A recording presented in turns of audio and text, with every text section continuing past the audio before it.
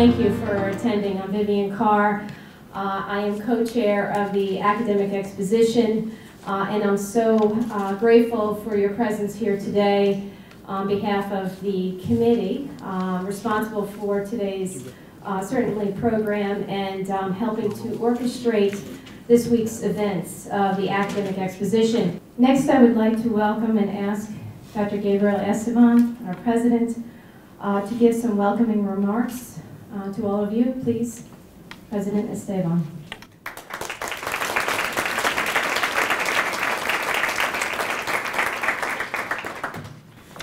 Thank you, Vivian. I know better than to stand between you and lunch. I'll keep my remarks brief today. It's my privilege to welcome you to the 16th Annual Petersheim Academic Exposition.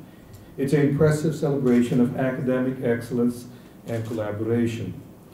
In these 5 days, we share, honor, and unite in sharing and shining a spotlight on and celebrating the best examples of scholarly achievement. We celebrate the patience and attention to detail needed to conduct research or stage a theatrical presentation. We celebrate the discipline that results in well-crafted research papers, presentations, or performances. We celebrate the joy of discovery, especially with our mentors. A favorite Easter story of mine comes from the Gospel of Luke. 2 disciples of Jesus, so disillusioned by the events of Good Friday, are fleeing Jerusalem. They did not recognize the risen Christ when he caught up with them on the road and began to explain the scriptures as they pertained to him. Only after they began to share a meal did full recognition come. After Jesus vanished from their sight, one disciple asked the other, "Were not our hearts burning within us as he explained the scriptures to us on the road?" As disciples and devout men, they surely knew their Bible, but it took the greatest teacher of all to give them the insight that provided them with its full meaning. As mentors, you, our faculty, serve the same role of enlightening and guiding our eager students as they seek to become servant leaders. It is in this vein of inquiry and mentorship that we formally inaugurate this year's Petersheim's Expo with a forum discussing our strategic plan, Strength to Strength. While one component of our 10-year strategic plan includes the campus master plan, which, looking at the Seton, has received probably quite a bit of play the past few weeks, the core of our plan is our investment in our people, our students, our faculty, our staff, and our community. It is a commitment to academic excellence. Our heightened aspirations for Seton Hall's academic life are fundamental to strength, and I'm grateful to our deans for leading today's panel. I'm also grateful to our Petersheim Exposition co-chairs, Professors Vivian Carr and Suli Chang, for coordinating these 5 days of presentations. A record 160 applications was certainly gratifying, but the embarrassment of riches made it also tough for editorial decisions and scheduling challenges. As befitting our home for the mind, heart, and spirit, we will be treated to the best representations of coursework and outreach that demonstrate both our knowledge and our engagement with the Seton Hall community and the communities around us. Congratulations to all. Thank you.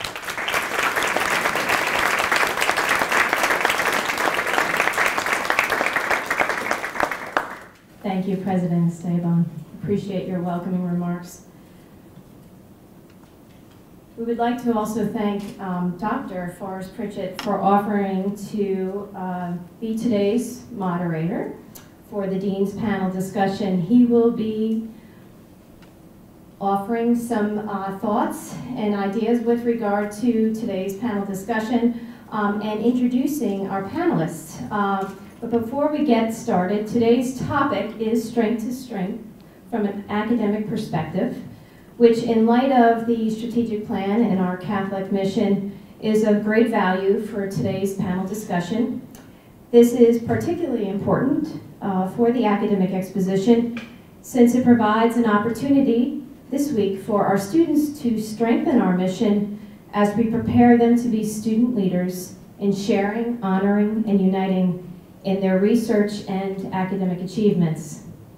I would now like to ask Dr. Pritchett, and my apologies as he completed his doctorate and it is not noted on today's program, so let's please give Dr. Pritchett a warm round of applause as he comes to the podium.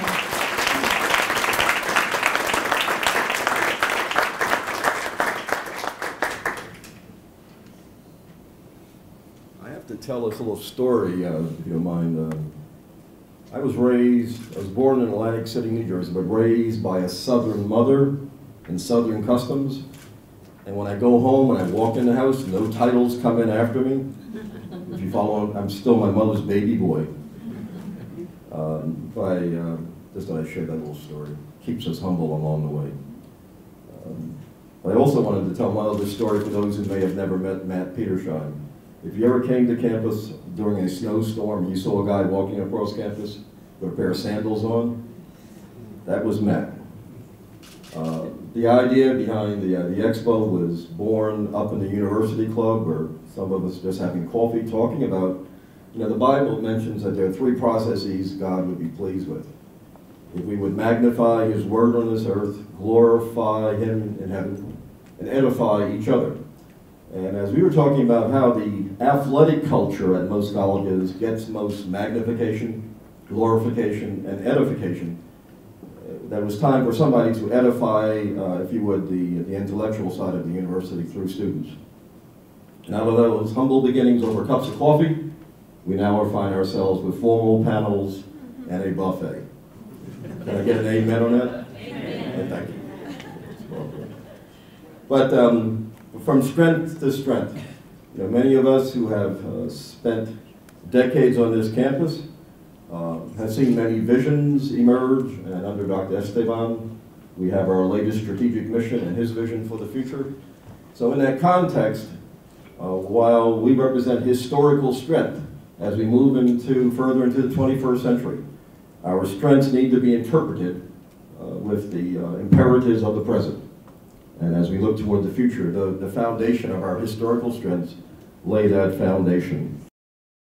We're going to ask each panelist to take 2 to 3 minutes, and in terms of whatever contribution and perspective you'd like to bring on the theme, and we'll just move, but we'll flow from, as the names are listed, from Dr. DePierro to Dr. Strawser, okay?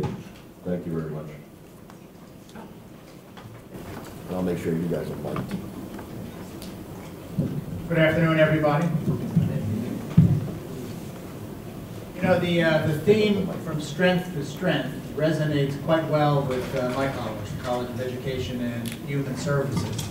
And probably a good example of that has been our accreditation work over the past 10 years. And at the turn of the century, we were not accredited.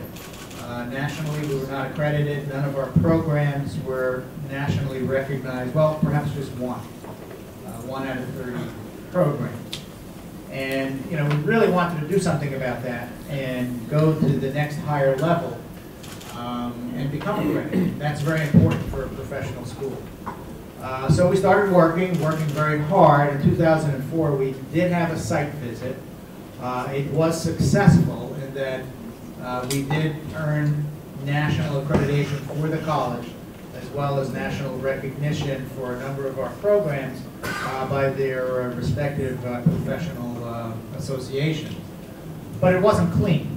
We had lots of conditions and recommendations and areas for improvement, and we actually did fail one of the standards, which we had to respond to in an additional report to be filed a year later after the visit.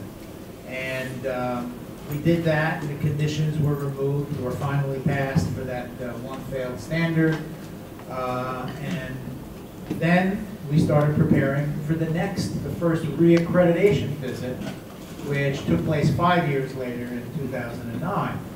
And at that time we were determined to pass every single standard with as few AFIs, areas for improvement, as possible, and with no conditions on our accreditation.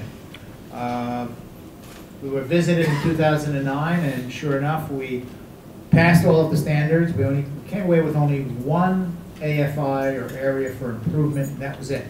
No conditions, no limitations. So that was definitely a move up, you know, from strength to strength. We started with no accreditation. We made it through the first accreditation visit with lots of recommendations and conditions, and then we hit the first reaccreditation visit in much better shape. And now we are preparing for the second reaccreditation visit coming up. Well, 7 years from 2009, mental math, that brings us to 2016. And at this point, we're shooting for what we call the target levels. And that means the highest level of performance in a particular standard or element of a standard. And we've identified a number of those, and now we're working diligently to get to that level of performance. So, again, strength to strength resonates quite well with my college. There are other examples I could talk about, but I think I'll pass it on to my colleague to my left. I look at this issue of strength to strength from the perspective of the university at large, and what we have as a university, what we've been able to offer. One of those things that we're all very proud of, I hope, the strength that we have, is this outstanding system of admissions that not only places our students but continues them through that year and a half of advisement. That's a strength that many colleges would love to have. What I'd like to see is that that would continue to the upperclassmen, that not only would that series of advisement and placement be for the lower classmen, but also as they go through, not just for the idea of graduating from here, but even that next level of going on to a graduate school or to a profession.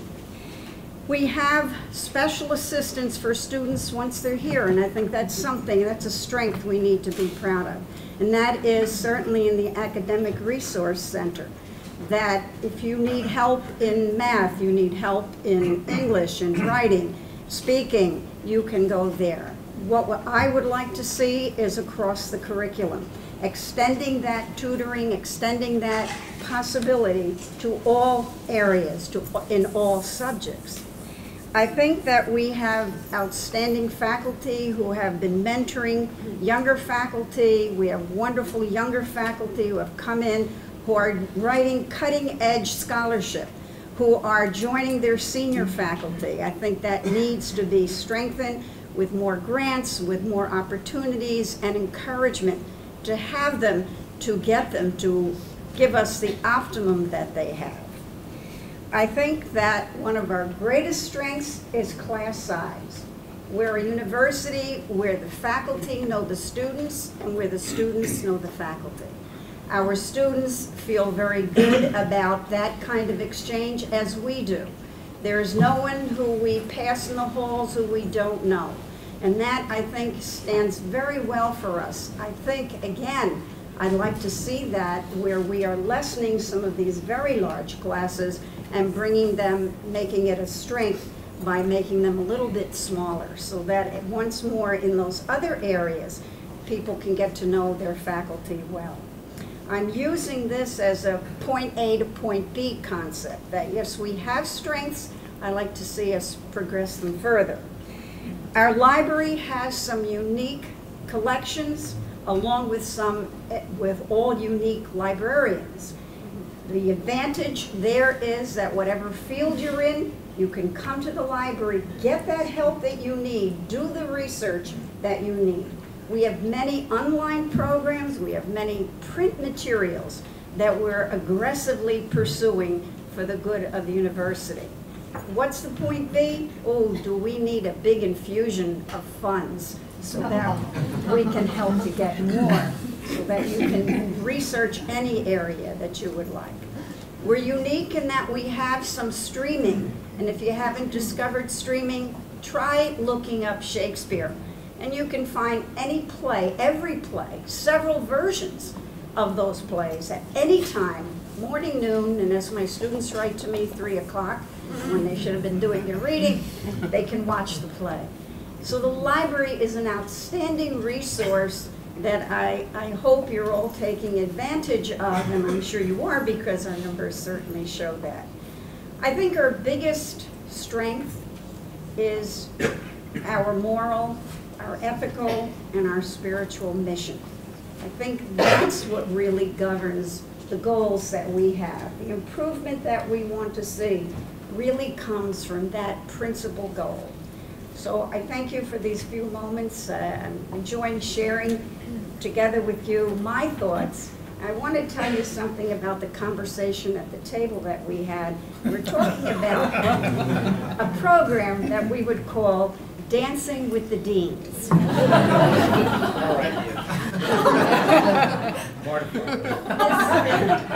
This is a preliminary to that dance. Thank you. Good afternoon, everyone. Joan Guetti, College of Arts and Sciences. I have a little, I guess, an edge on some of the other panelists here to talk about the strategic plan because I actually was a participant on the academic subcommittee, so I already have a little sort of maybe special in on this. But the one thing I guess I wanted to say is no matter where you are in that strategic plan, you will find a phrase that talks about either the primacy or the centrality of academics.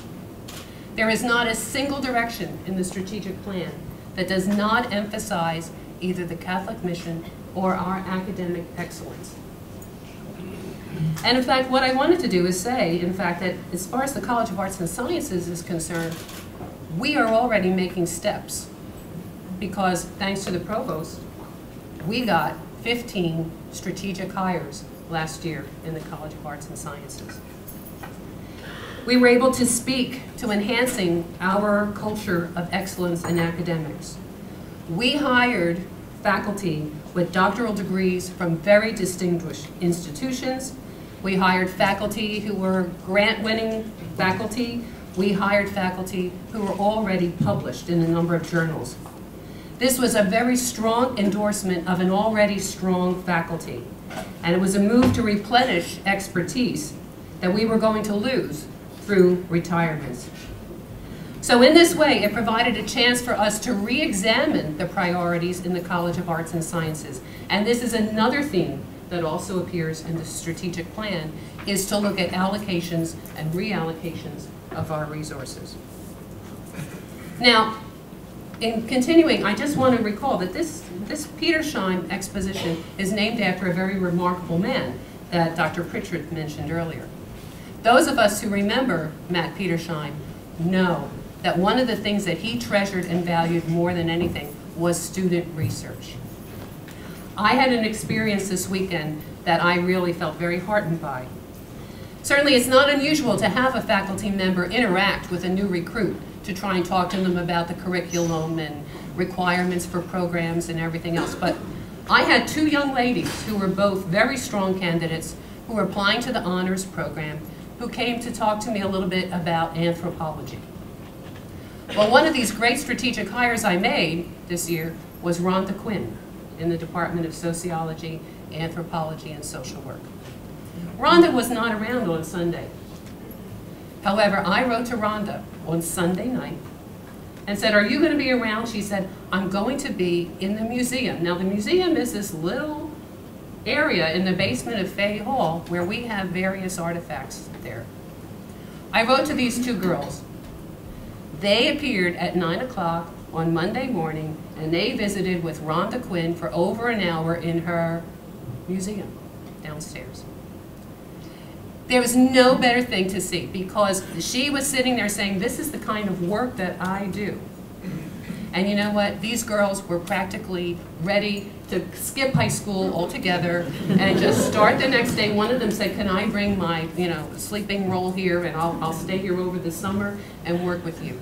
This is the kind of faculty that we need that are going to interact to get that student research element going and to really bring students in, because you're going to learn by doing. This is really emphasized in our strategic plan. I'd also just like to say that, you know, when I look at the strategic plan, I see a lot of action verbs there. I made a little list here. What were they? They were words like invest, enhance, ensure, create, explore. And I ask you, who's going to do this? To a certain extent, it is not the president's plan. It is not the provost's plan. But it has to be our plan. We have to be engaged with the strategic plan if we want to get the objectives for 2020. And I know we're all going to buy into this and do our best to make sure that it comes about. But anyway, we have a lot of strength already, and as you know, the plan says, strength to strength. Thank you. Good afternoon. Last evening, I revisited the strategic plan and formed a bit of a reaction to it. In strength to strength, I think that is obvious, but what does that mean to me as Dean of the College of Nursing? It means from great to greater. And before I speak about the College of Nursing, I'd like to talk about the university as a whole. And I would begin by quoting von Bertalanffy, the general systems theorist, who states that the whole is always greater than the sum of its parts. And that's how we come together and make a difference. Nursing has long been regarded as one of Seton Hall's jewels. And this year we celebrate our 75th anniversary. And we're very proud of that. We're the first collegiate nursing program in the state of New Jersey. And since 1937, we haven't stopped moving forward and on up. And we're a school that I believe is central to the core mission of the university. We are all servant leaders. We serve. And we're working hard in the college to extend our reach out into the numerous underserved communities that surround us. Now, this is not the first strategic plan that I've had to deal with as a dean. So for my colleagues on the panel, you probably weren't around when the then provost gave us a summer assignment to write detailed objectives and a plan for each one of the goals. So I think that's probably coming. I think as we move this plan forward, the devil will be in the details. And a plan will need to be developed year by year with objectives, sub-objectives, an evaluation component with feedback loops. And that's how we'll move this institution forward. The College of Nursing has had several of its own strategic plans, and it seems like we've kind of met all of those objectives and we're ready to move forward with this university strategic plan to become the leading College of Nursing in the state of New Jersey. I just recap over the past 10 years, reflecting on strength to strength. I think I started with about 300 students in the college when I became the dean. We have over 1,000 now. We have an accelerated baccalaureate program that's off-site, that is serving the southern part of the state and is responsible for one of the hospital systems down there gaining magnet status for their excellence in nursing care. We have the only master's entry program in the state of New Jersey, and we have the second PhD program. We're looking to improve the quality of our students, our selectivity. It seems these days everybody wants to be a nurse. So I would leave you with the thought, as we move onward and upward, we are going to come together to combine all of our excellence so we can make a difference, not only for Seton Hall, but the world beyond. Good afternoon. I too reread the strategic plan last evening, not with Dean Hansell at my own home. However, as I looked at it again last night, I reflect on two strategic initiatives that are currently being undertaken in the School of Health and Medical Sciences. Before I talk about those two, I do want to indicate that our school is now engaging in its own strategic planning process. And we hope that now that our strategic plan for the university is here, that school plan will obviously have lots of parallelisms. But speaking of parallelisms, I can reflect on two. The first one relates to ambition and outreach and international engagement. And the School of Health and Medical Sciences has instituted or has planned student clinical exchanges and faculty research collaborations with institutions in Denmark, Finland, Brazil, Ireland, the Czech Republic, and the Philippines. And as an outgrowth of some of our international strategic initiatives that have been solidified, we're actually going to be hosting on this campus the second International Innovation Project, which will bring together faculty and students from our collaborating institutions in Denmark and Finland, as well as colleagues from Massachusetts General Hospital's Institute for Health Professions, to examine innovative and entrepreneurial strategies for the delivery of healthcare. And I would also like to acknowledge that there will be faculty from our very own Stillman Center for Entrepreneurship, who will also participate in this year's International Innovation Project to be held on our campus this summer. So international engagement is paramount strategic initiative in our school. Secondly, the strategic plan talks about developing innovative programs. And as I looked at that particular strategy, it gave me pause to think about how our school, the School of Health and Medical Sciences, should look more interprofessionally within ourselves first, and then across other schools and colleges on our campus. And so a number of 10 SHMS Health Science faculty volunteers comprise what I call the Task Force on Interprofessional Health Sciences Education. And those 10 faculty are meeting monthly to first engage in a curriculum mapping process to look across each of our health science graduate curricula to look for similarities and differences and ways in which all of our health science students can work together academically and clinically as we try to develop the best healthcare leaders upon graduation. Our school also not only has its Division of Health Sciences, but its Division of Medical Residencies and Fellowships. And we intend to expand that task force to include some of our medical faculty who are based at 5 hospitals off campus. And once that takes place, we plan to engage our other colleagues in schools and colleges where health-related degree programs, certificate programs, and initiatives so that they can partner with us on interprofessional curricular and service learning endeavors. So my goal as dean in the school is to maximize excellence, not necessarily reduce redundancy, but to facilitate cross-fertilization of faculty talent to advance student learning. Thank you. Good afternoon, everyone. I have had the opportunity to think pretty deeply about the Stillman School, my vision for Stillman, and how it would align with the strategic plan. So today I'm going to borrow 2 words from the theme of the exposition, share and unite. One of the important elements of my vision for Stillman was that each member of the Stillman community, faculty, staff, students, alums, would embrace a shared responsibility and ownership for advancing the school, so the quality of the school and its reputation.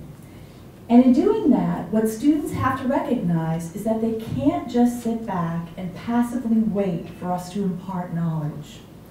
They have to, as Joan indicated, be hands-on, be actively engaged in learning. So I wanted to share with you 2 initiatives that we started this year.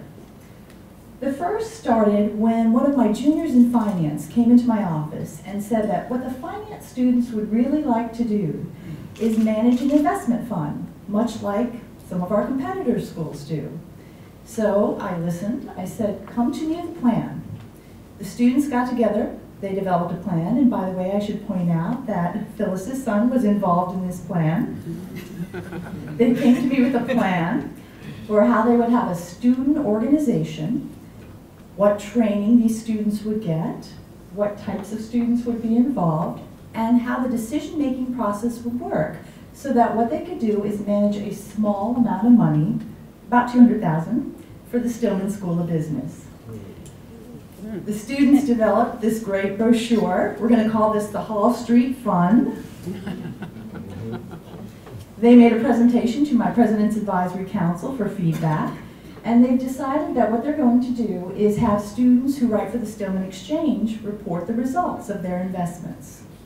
So even though we haven't taken this through the formal approval process, we've already raised $700 because alums are very excited by this prospect. So my first example of hands-on learning. The second one, and I've got another visual aid here, this is Shoe Bam. Shoe Bam is a room freshener that you can buy at the Seton Hall bookstore, $3.99. And the way that this came about is an alumnus of ours owns Bentley Labs, a health and beauty manufacturing firm in Edison.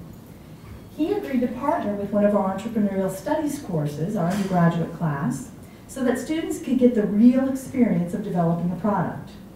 And thank goodness for everyone involved, they decided not to do a shampoo or topical lotion or something that might result in some issues, exactly, but instead a room freshener. So students went through the entire process. They did market research to see what products students would appreciate. They tested the various scents. They tested the name. And they came to the advisory board of the Center for Entrepreneurial Studies and actually asked for the seed money. So Shoe Bam now is available. And we are looking forward to the profits from that, taking that and reinvesting that in the Center for Entrepreneurial Studies. So a great moment for us this weekend was when we had faculty telling these stories at Pirate Preview. And then I said to my audience of prospective students and parents, so what are the underlying themes here that really describe the Stillman educational experience? And one of my prospective students said, at Stillman, the sky's the limit. I couldn't have paid a plant to do a better job. So the final thing I want to do is just use the word unite. I want to follow up on what my colleagues have said about us working together.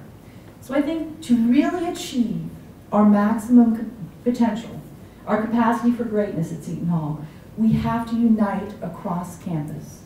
So we all have to really believe that there is the same value and nobility in teaching a course in financial reporting as there is in teaching a course in elementary education or in the history of Russia.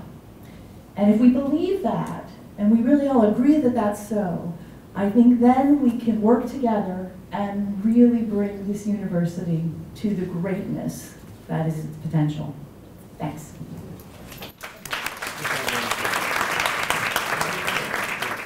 I'm going to invite our co-chair of the Academic Expo and the director and professor of the Institute of Neuroimmunology, Dr. Suli Cheng, to address us at this time. Would you like a microphone? Yes. Okay, coming right up. Here we go. Well, good afternoon. Speak right into it.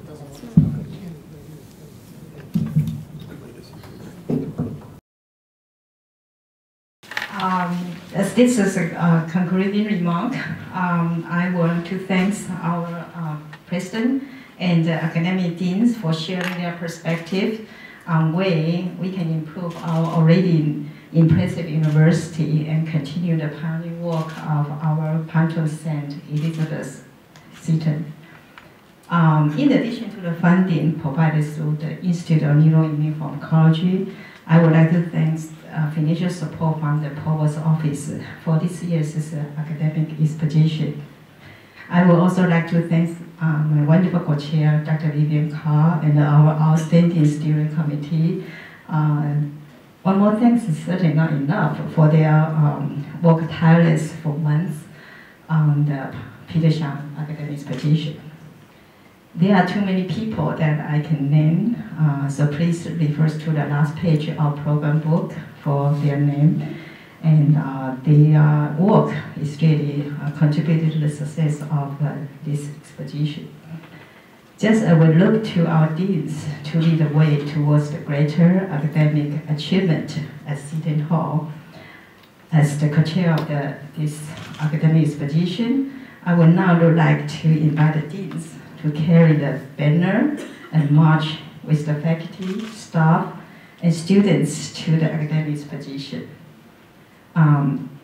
With our molten theme, share, honor, and unite, I promise you another successful expedition filled with inspiration, ideas, and scientific achievements. Thank you again for coming this afternoon. I look forward to seeing you all, everyone at the academic expedition. The show shall start. Thank you.